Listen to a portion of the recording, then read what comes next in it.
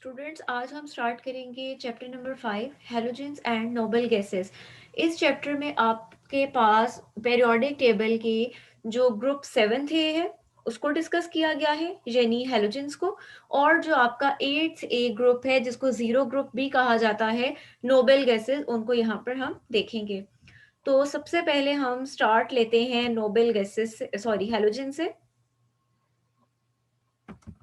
Introduction पे आते हैं तो देखते हैं कि हैलोजेंस में हमारे पास कौन कौन से एलिमेंट्स शामिल हैं। इनसे आप वाकिफ हैं कि हमारे पास इस ग्रुप में फ्लोरीन है, क्लोरीन है, ब्रोमीन, आयोडीन एंड एस्टेटीन। इन तमाम मेंबर्स को इसको नाम दिया जाता है, इनका जो कॉमन नेम है वो है हैलोजेंस।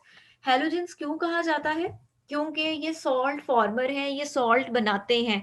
जैसे इसकी कॉमन एग्जांपल आपके पास है NaCl, ठीक है, या NaBr, NaI, या पोटेशियम आयोडाइड हो सकता है, पोटेशियम क्लोराइड हो सकता है। यानी इन ग्रुप मेंबर्स की, इन एलिमेंट्स की एबिलिटी है कि ये सॉल्ट फॉर्मेशन करते हैं। तो यही वजह है कि ये जो हैलोजन वर्ड है ये बेसिकली ग्रीक वर्ड से निकला है। हेल्स उसका मतलब है सॉल्ट, और जेनन मींस टू फॉर्म, यानी ये सॉल्ट बनाने वाले सॉल्ट फॉर्मर हैं।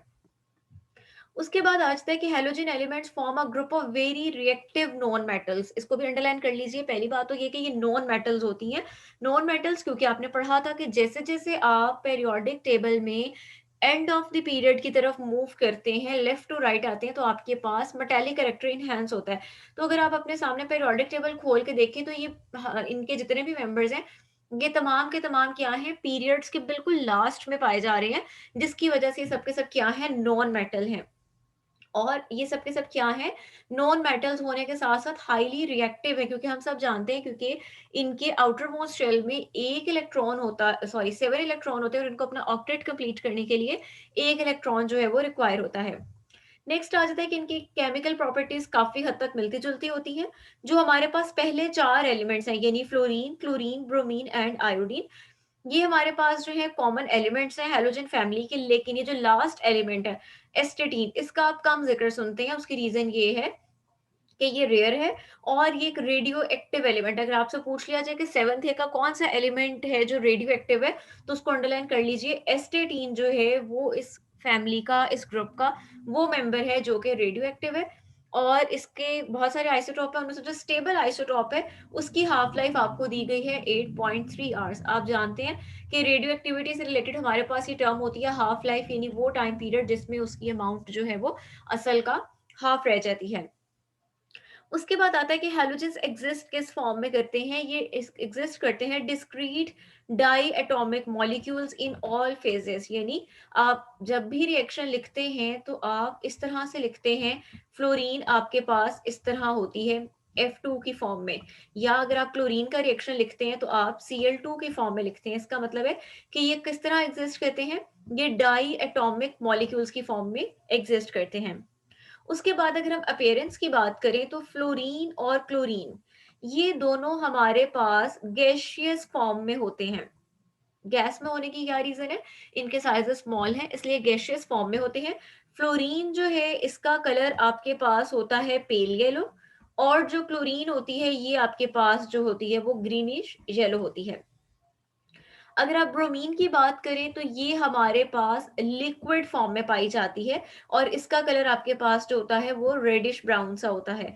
और अगर हम उससे नीचे चले जाएं आयोडीन, तो ये आपके पास क्या होती है, ये आपके पास सॉलिड फॉर्म में होती है। और सॉलिड कैसा होता है, metallic appearing shiny greyish black solid, यानी जैसे किसी मेटल की शाइनी सरफेस होती है उस तरह से इसकी शाइनी सी ग्रे कलर की क्या होती है, अपेयरेंस होती है। तो अब आप यहाँ देखें तो हमारे पास हेलोजेंस के अंदर डिफरेंट फिजिकल उनकी है फॉर्म्स हैं, फिजिकल स्टेट्स हैं। फ्लोरीन क्लोरीन गैशियस फॉर्म में, ब्रोमीन लिक्विड फॉर्म में, और आयोडीन आपके पास क्या है, सॉलिड फॉर्म में। और इसकी रीजन क्या है, ये हमने अपने फर्स्ट ईयर में पढ़ा था चैप्टर 4 में, कि इसकी रीजन है इनके दरमियान पाई जाने वाली इंटरमोलिकुलर फोर्सेस, जिसकी बेसिस पे आपके पास जो शुरू वाले मेंबर्स हैं छोटे साइज होने की वजह से वो गैशियस फॉर्म में, और जो बड़े साइज होने की वजह से जो आयोडीन वगैरह है वो आपके पास सॉलिड फॉर्म में एग्जिस्ट करता है। उसके बाद आ जाता है, अगर हम इनकी स्मेल की बात करें तो इनकी इरिटेटिंग ऑर्डर, इरिटेटिंग चुभने वाली सी स्मेल होती है। And they attack the skin bromine in particular causes burns that heal slowly, यानी अगर आपकी स्किन पे लग जाए तो ये बर्न कॉज करता है। The outer shell of halogens have configuration ns2np5। ns2np5 का मतलब क्या है, ये आपको वैलेंस शेल की इलेक्ट्रॉनिक कॉन्फ़िगरेशन दी गई है। एन आपके पास कोई भी शेल नंबर हो सकता है, और s2s5 यानी आपके पास ये ऑर्बिटल्स के अंदर इलेक्ट्रॉन्स दिए गए हैं। तो टोटल कितने हो जाएंगे, 5 6 7, यानी ऑक्टेट कंप्लीट करने के लिए कितने इलेक्ट्रॉन रिक्वायर है, 1। यही आपको दिया गया, 1 electron short of the stable octet of the noble gases, यानी नोबल गैस की इलेक्ट्रॉनिक कॉन्फ़िगरेशन अटेन करने के लिए इनको एक इलेक्ट्रॉन की जरूरत होती है। अब हम देखते हैं नीचे टेबल में उन्होंने उसकी कुछ फिजिकल प्रॉपर्टीज भी दी हैं, और यहाँ पर उन्होंने इसकी मेंशन भी की है इलेक्ट्रॉनिक कॉन्फ़िगरेशन। ये आपके सामने टेबल में इलेक्ट्रॉनिक कॉन्फ़िगरेशन दी गई है, इसमें आप देख सकते हैं ये आपके पास इसकी जनरल कॉन्फ़िगरेशन है। यानी अगर आप इसकी देखें, फ्लोरीन की 2s2 2p5 है, उसके बाद अगर आप क्लोरीन की देखें 3s2 3p5, ब्रोमीन की 4s2 4p5। अब ये वैलेंस की बात हो रही है, और इसी चीज को वहां जनरलाइज करके क्या लिखा गया था कि 2 3 4 इसकी जगह कुछ भी हो सकता है n, और बाकी आपके पास क्या होगा, s और p में 2 और 5 इलेक्ट्रॉन्स होंगे। अब इसकी फिजिकल प्रॉपर्टीज कौन कौन सी हैं वो हम मेन देखते हैं। अगर हम बात करें आयोनाइजेशन एनर्जी की, तो हमारे पास हेलोजेंस जो होते हैं, halogens show that fluorine atom holds its electron tightly, whereas electrons are least tightly bound in iodine. Fluorine के इलेक्ट्रॉन्स क्यों टाइटली बाउंड होंगे, क्योंकि इसकी साइज जो है वो छोटा है, ये टॉप ऑफ दी ग्रुप है। और अगर आप आयोडीन की बात करें तो इसका साइज बड़ा है, ये नीचे पाया जा रहा है ग्रुप में, तो इसके इलेक्ट्रॉन क्या होंगे, लीस्ट बाउंड होंगे, कम बाउंड होंगे। The trend can be correlated with the size of the hydrogen atoms, यानी उसकी रीजन क्या है, उसकी रीजन है इनका जो साइजेस का ट्रेंड है ये उसकी बेसिस पर है। नेक्स्ट हमारे पास आ जाती है इसकी इलेक्ट्रॉन एफिनिटी। इलेक्ट्रॉन एफिनिटी की अगर हम बात करें तो इलेक्ट्रॉन एफिनिटी जो होती है हैलोजेंस की, वो लार्ज होती है और नेगेटिव होती है। लार्ज क्यों होती है, क्योंकि इनके साइजेस कंपैरेटिवली अगर पेरियोडिक टेबल के मुकाबले में बात करें तो ये towards the end of the period है, तो इनके साइजेस छोटे होते हैं, जिसकी वजह से इनकी इलेक्ट्रॉन गेन करने की एबिलिटी क्या होती है, ज्यादा होती है। They have large positive standard electrode potentials and their electronegativities are also fairly high. Electronegativity क्या होती है, ability to attract shared pair of electron, और आप सब जानते हैं कि हमारे पास फ्लोरीन वो एलिमेंट है जिसकी इलेक्ट्रोनेगेटिविटी सबसे ज्यादा हाई है, विच इज 4। तो ओवरऑल फ्लोरीन की तो हाई है, बाकी सबकी भी ज्यादा होती है, और उसकी रीजन क्या है कि इनके साइजेस कंपैरेटिवली क्या हैं, स्मॉलर हैं। नेक्स्ट हमारे पास आ जाता है इंटरमॉलिक्यूलर इंटरेक्शंस की बात करें तो इस ग्रुप के वो मेंबर जिनके साइजेस लार्जर हैं, जैसे ब्रोमीन हो गई, आयोडीन हो गई, उनके मैसेज ज्यादा होंगे, जिसकी वजह से इनमें वेंडरवॉल्स फोर्सेस क्या होंगी, स्ट्रॉन्ग होंगी। ये आप पीछे पूरा कॉन्सेप्ट पढ़कर आए हैं जब आपने लंदन डिस्पर्शन फोर्सेस पढ़ी थी, कि जिसका साइज बड़ा होता है वो उतनी ही पोलराइजेबिलिटी कर सकता है, और उसकी वजह से उसकी वेंडरवॉल्स या लंदन डिस्पर्शन फोर्सेस क्या होती हैं, स्ट्रॉन्ग होती हैं। नेक्स्ट हमारे पास आ जाता है अक्रेंस, के हमारे पास हैलोजेंस कहाँ कहाँ पाए जाते हैं। तो पहली बात तो ये कि हमारे पास कोई भी हैलोजन जो है वो फ्री स्टेट में नहीं पाया जाता, फ्री फॉर्म में नहीं होता, बल्कि किस फॉर्म में पाए जाते हैं, ये अपने कंपाउंड्स की शक्ल में पाए जाते हैं। और यहाँ पर आपको बता रहे हैं कि आमतौर पर वो एलिमेंट्स जिनकी हायर इलेक्ट्रोनेगेटिविटी वैल्यूज होती हैं वो नेगेटिव आयंस की शक्ल में एग्जिस्ट करते हैं। आप यूजुअली ज्यादातर जो कंपाउंड्स देखते हैं उनमें आपको फ्लोरीन किस तरह मिलता है, फ्लोराइड्स की फॉर्म में, क्लोरीन किस शक्ल में मिलता है आपको, क्लोराइड्स की फॉर्म में, एंड सो ऑन।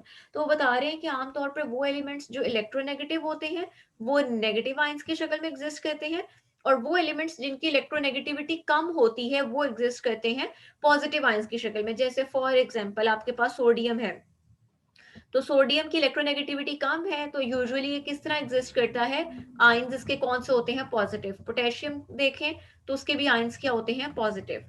और इसी तरह अगर किसी एलिमेंट की इलेक्ट्रोनेगेटिविटी की वैल्यूज इंटरमीडिएट है, नहीं यानी ना तो बहुत ज्यादा हाई है ना बहुत ज्यादा लो है, तो फिर ये क्या हो सकते हैं, ये आपके पास आयंस की फॉर्म में एग्जिस्ट कर सकते हैं। मॉलिक्यूल्स फ्री स्टेट डिपेंड करता है कि किसके साथ वो आपस में कंबाइन हो रहे हैं। तो अगर हम इस पर्सपेक्टिव को सामने रखें, तो हमारे पास हैलोजेंस किस फॉर्म में ज़्यादातर एग्ज़िस्ट करेंगे, जो भी कंपाउंड बनाएँगे उसमें इनकी ऑक्सीडेशन स्टेट क्या होगी, इस तरह से ये इन्होंने एनायंस की फॉर्म में होगी।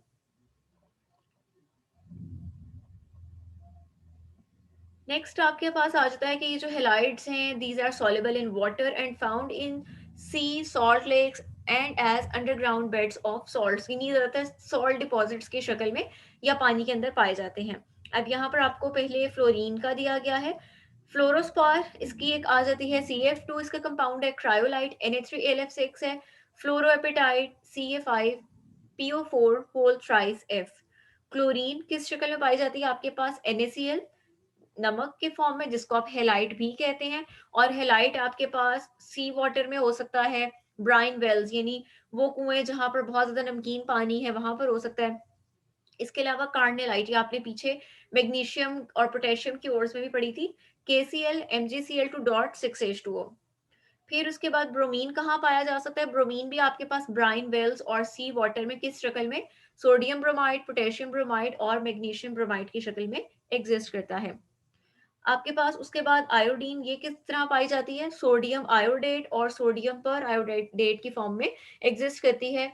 डिफरेंट जो ब्राइन वेल्स हैं, जैसे आपको चाइल्ड सॉल्ट पीटर या चाइल्ड जो जगह का नाम दिया गया है, वहाँ के जो ब्राइन वेल्स हैं ये वहाँ पर भी एग्जिस्ट करती है। तो ये थी हमारे पास इसकी अक्रेंस। यहाँ से आपके काफ़ी सारे शॉर्ट पॉइंट्स बनते हैं, इनको हाईलाइट कर लीजिए और इसको याद कर लीजिए। If you have any question you can ask. Thank you.